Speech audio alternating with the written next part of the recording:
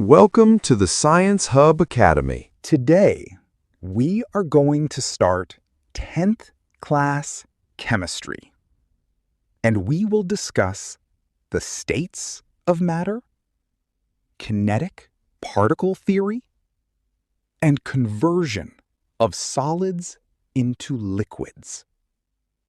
So, first of all, what are different states of matter?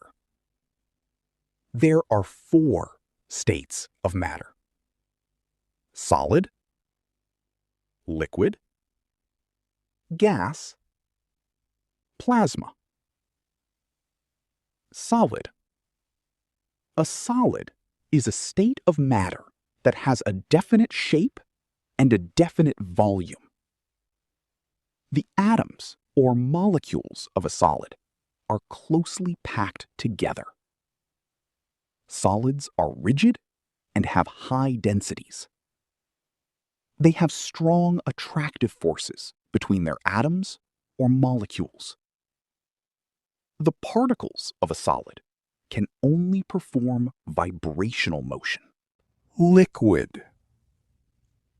A liquid is a state of matter that has a definite volume but no definite shape.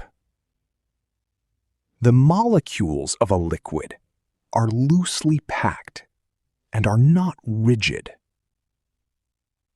Liquids have lower densities than solids, but higher densities than gases. The particles of a liquid show all 3 types of motion.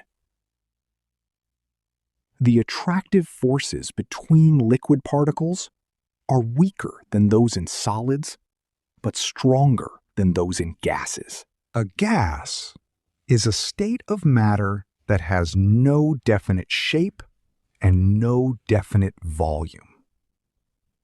Gas particles are present at large distances from one another. Therefore, they have the weakest attractive forces. Gases have the lowest densities. They can be compressed and can also expand. Their particles move randomly in all possible directions. Plasma. Plasma is the 4th state of matter and is found abundantly in the universe. The sun and many other stars are made of plasma. On Earth, plasma is produced artificially. How is plasma formed?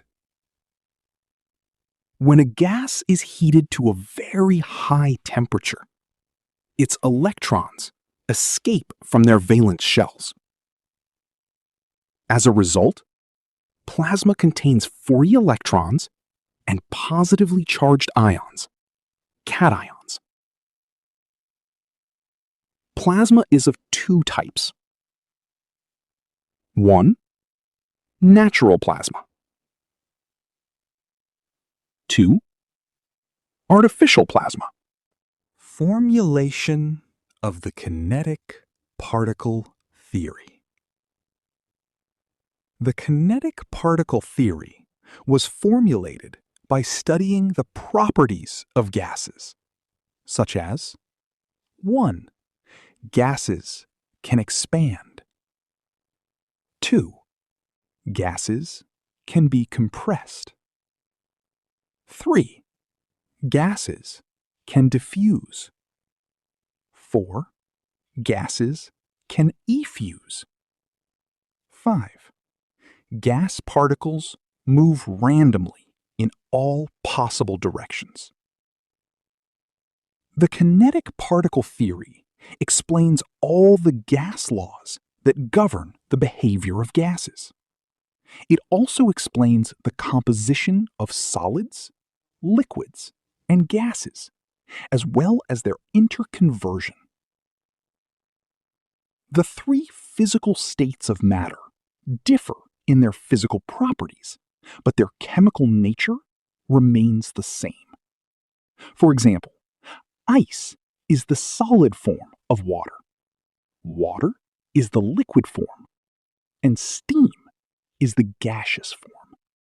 According to the kinetic particle theory, gases have the following properties. 1. Gases are composed of tiny particles. 2. Their particles are in continuous motion and move randomly in all possible directions. 3. The pressure exerted by a gas is due to the collisions of its particles with the walls of the container. 4. It is assumed that collisions between gas particles are elastic, meaning there is no gain or loss of energy during collisions. 5. At low pressure, the attractive forces between gas particles are negligible because the particles are far apart. 6. The average kinetic energy of gas particles is directly proportional to the absolute temperature measured on the Kelvin scale. According to the kinetic particle theory, the molecules of a liquid are much closer to one another than those of a gas. Liquid particles do not have fixed positions because they are in continuous motion. Therefore, liquids do not have a definite shape. Liquid particles show all 3 types of motion. However, liquids have a definite volume due to the attractive forces between their particles. According to the kinetic particle theory, solids consist of atoms, ions, or molecules that are closely packed in a crystal lattice. They have the strongest attractive forces between their particles. Their particles are arranged in fixed positions. Therefore, solids have a definite shape and a definite volume. Their particles can only perform limited vibrational motion. Internal energy. Internal energy is the total energy contained within a substance. It consists of kinetic energy, which is due to the motion of particles, potential energy, which is due to the chemical bonding between atoms. When a solid is heated, its temperature rises. As a result, the kinetic energy of its particles increases. The particles begin to vibrate more rapidly. At a particular temperature, the vibrations become so vigorous that they overcome the attractive forces holding the particles together. As a result, the solid begins to melt. This particular temperature at which a solid starts melting is called its melting point. At the melting point, the particles lose their fixed positions and their orderly arrangement. Consequently, the crystal structure of the solid collapses, and the solid is converted into a liquid. When the temperature is below the melting point, the heat supplied increases the kinetic energy of the particles and weakens the attractive forces between them.